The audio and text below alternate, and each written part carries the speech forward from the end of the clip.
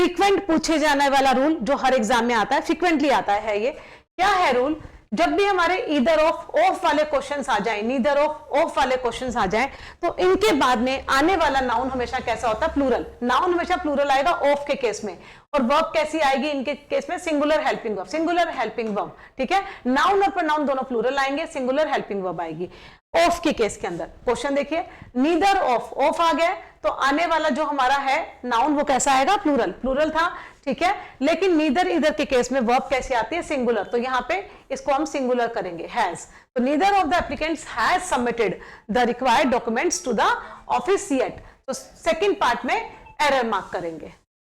Frequently exam में पूछे जाने वाले क्वेश्चंस एंड रूल्स, देखिए ईच इधर के बाद में, ईच इधर नीदर के बाद में सिंगुलर नाउन आता है और सिंगुलर हेल्पिंग वर्ब आती है, और उसके साथ में जो हमारा आने वाला पॉजेसिव प्रोनाउन होगा वो कैसा आएगा? हिज। अगर गर्ल्स हैं, फीमेल है तो हर आ जाएगा।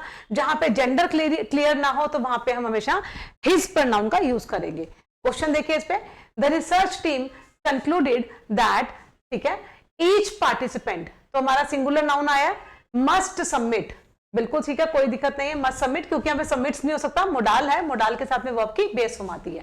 देयर रिपोर्ट्स, तो यहाँ पे ईच था तो ईच के साथ में देयर नहीं, क्या आ जाएगा?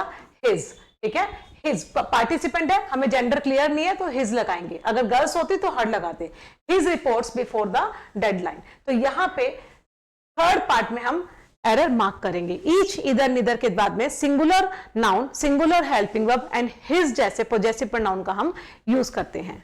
प्रेजेंट इंडेफिनिट टेंस का बहुत ही इंपॉर्टेंट रूल जो अक्सर एग्जाम में आता है, ठीक है, क्या कहता है?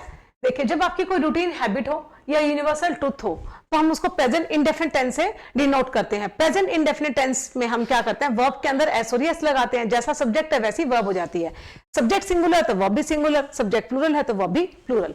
देखिए, और कुछ वर्ड्स होते हैं जैसे प्रेजेंट इंडेफिनिट टेंस के यूजुअली, रेयरली, बेयरली, हार्डली, ऑलवेज, ठीक है, इस तरह के वर्ड्स आ जाएं तो समझ जाना प्रेजेंट इंडेफिनिट टेंस आया है। वर्ब के अंदर एस और ईएस लगेगा। कैसे?